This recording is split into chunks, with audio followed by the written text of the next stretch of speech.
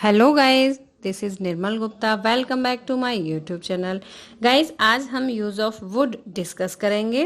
Would के सभी concepts clear करेंगे। तो स्टार्ट करते हैं आज का वीडियो। और स्टार्ट करने से पहले फ्रेंड्स, जिन्होंने अभी तक मेरे चैनल को सब्सक्राइब नहीं किया है वो सब्सक्राइब जरूर करें और बेल आइकन को भी टच करें, जिससे आने वाले सभी वीडियोज़ का अलर्ट आपको रेगुलरली मिलता रहे। तो स्टार्ट करते हैं।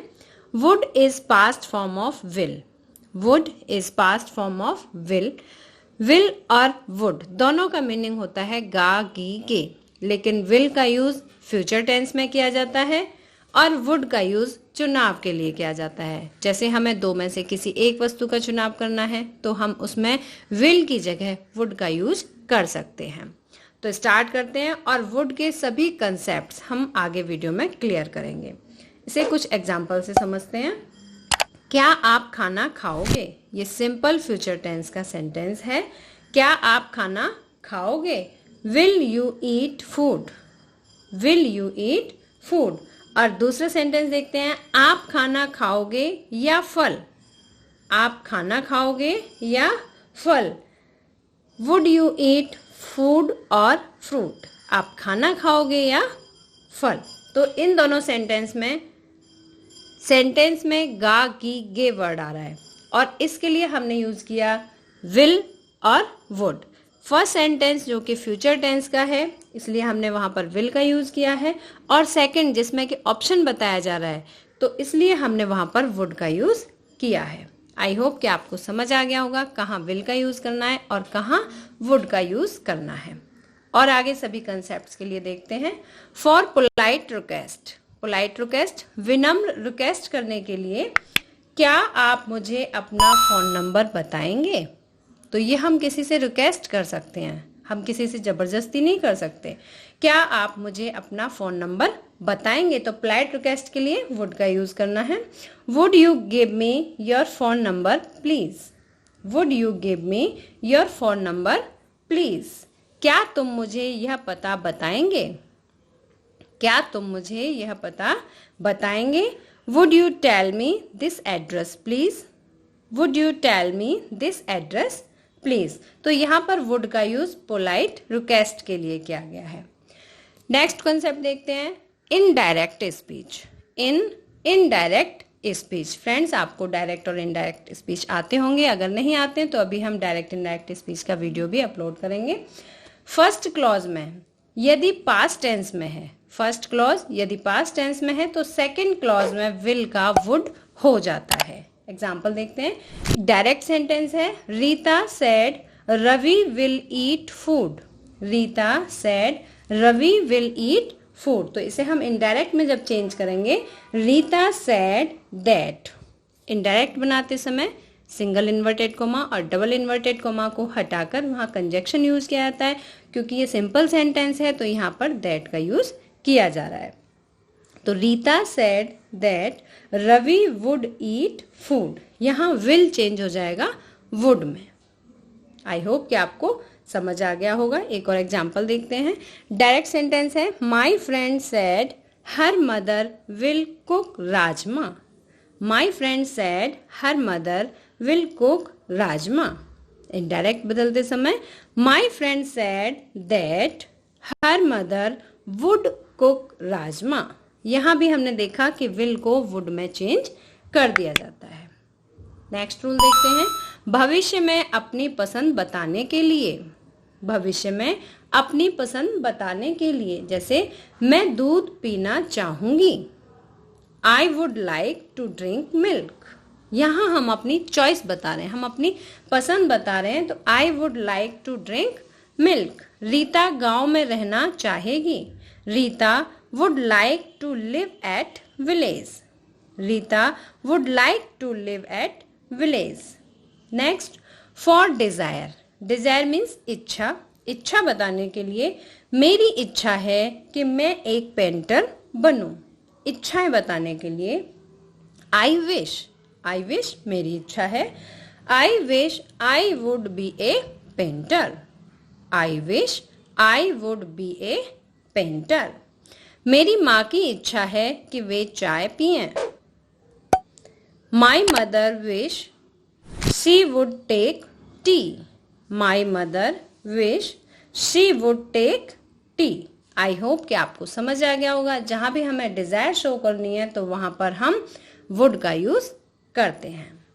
नेक्स्ट, चॉइस या प्रीफरेंस। प्रेफरेंस मीन्स होता है किसी चीज को ज्यादा महत्व देना। वहां हम वुड रेदर का यूज करेंगे, वुड के साथ रेदर का।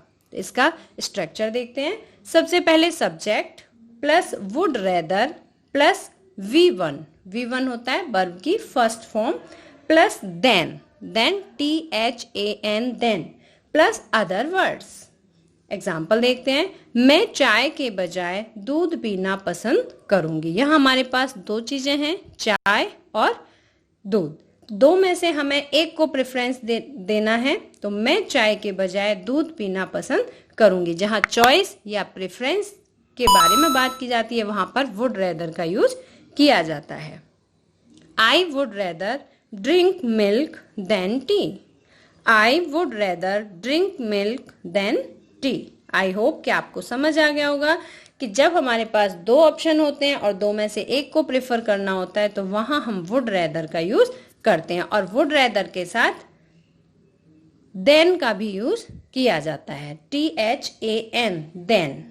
ये जो सेंटेंस का स्ट्रक्चर है फ्रेंड्स, इसे आप बहुत अच्छे से याद कर लें, क्योंकि जितने कॉम्पिटिटिव एग्जाम्स होते हैं वहां पे इस तरह के एरर फाइंडिंग में भी सेंटेंस पूछा जाता है। तो वुड रेदर के साथ कभी कभी THEN देन का भी यूज कर दिया जाता है। तो करेक्ट इसका आंसर होता है THAN देन।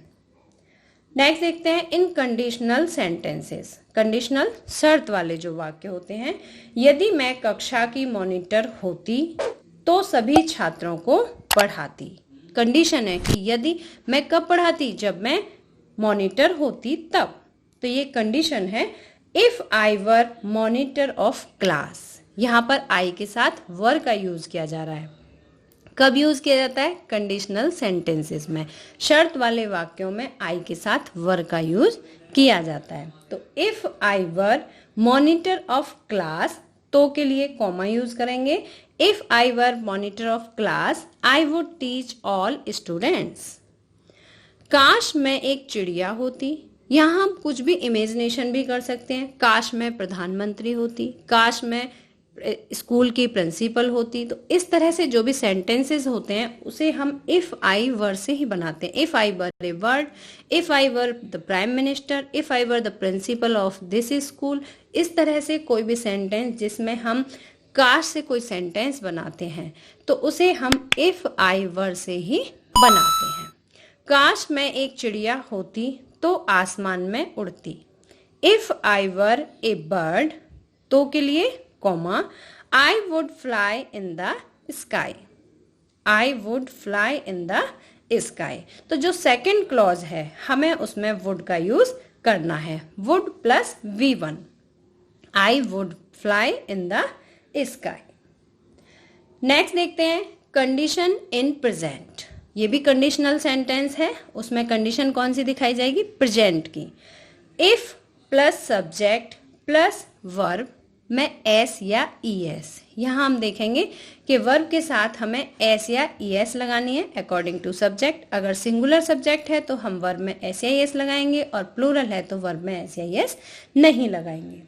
तो स्ट्रक्चर देखते हैं। If plus subject plus verb plus S या ES प्लस कोमा, इसके बाद जो सेकंड क्लॉज स्टार्ट होगा वहां पर यदि तो वर्ड आता है तो के लिए comma, plus subject plus would plus V1 plus other words.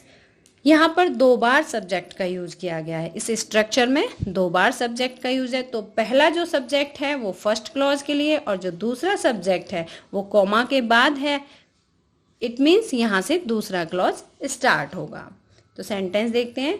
यदि वह पास हो जाता है तो वह हमें सिनेमा दिखाएगा। यदि वह पास हो जाता है तो, अब यहां देखिए सब्जेक्ट सिंगुलर है वह, तो वह के साथ हम वर्ब में एस या ES लगाएंगे। If he passes comma, he would take us to a cinema show. He would take us to a cinema show. तो यहां पर जो सेकंड क्लॉज है उसमें subject plus would plus V1 then other words use किए जाएंगे। Next देखते हैं condition in past. Past tense का अगर कोई सेंटेंस है और उसमें जो कंडीशन दिखाई जा रही है अगर वो बीते हुए समय की है तो वहां हम सेंटेंस का स्ट्रक्चर किस तरह से बनाएंगे। फर्स्ट सेंटेंस जो फर्स्ट क्लॉज होगा उसमें सिंपल पास्ट टेंस में होगा। सिंपल पास्ट टेंस का स्ट्रक्चर होता है subject plus V2 plus object. Subject के साथ हमें वर्ब की सेकेंड फॉर्म यूज करनी होती है। और जो सेकेंड क्लॉज होगा जो एक सेंटेंस में दो सेंटेंस या दो क्लॉज में दिया होगा तो सेकंड सेंटेंस हमें बनाना है subject plus would plus V1 plus object. Friends ये जो कंडीशनल सेंटेंस है ये मोस्ट इंपॉर्टेंट होते हैं। जितने भी कॉम्पिटिटिव एग्जाम्स होते हैं उनमें यहाँ से ही सेंटेंस एरर फाइंडिंग के लिए पूछा जाता है। तो आपने ये ध्यान रखना है कि कहाँ वर्ब की सेकेंड फॉर्म यूज करनी है, कहाँ वर्ब में SAS लगानी है और कहाँ वुड रेदर का यूज करना है। तो इसका एग्जाम्पल देखते हैं।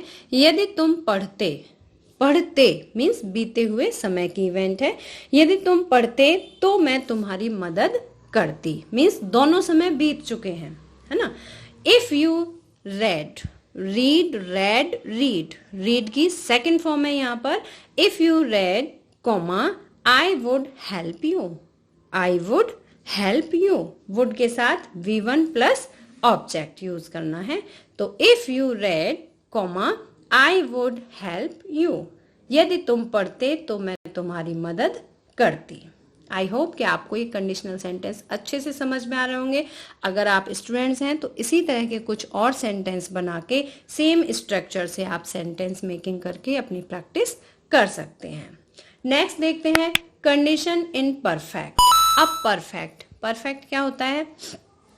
परफेक्ट टेंस, परफेक्ट टेंस में हम क्या यूज करते हैं, हैज, हैव या हैड का यूज करते हैं। तो यहाँ देखेंगे चुका होता, गया होता या आया होता। अगर किसी सेंटेंस में ये शब्द आते हैं तो उसका स्ट्रक्चर देखते हैं। फर्स्ट सेंटेंस बनाएंगे हम पास्ट परफेक्ट टेंस में और पास्ट परफेक्ट टेंस का स्ट्रक्चर क्या होता है, subject plus had plus V3।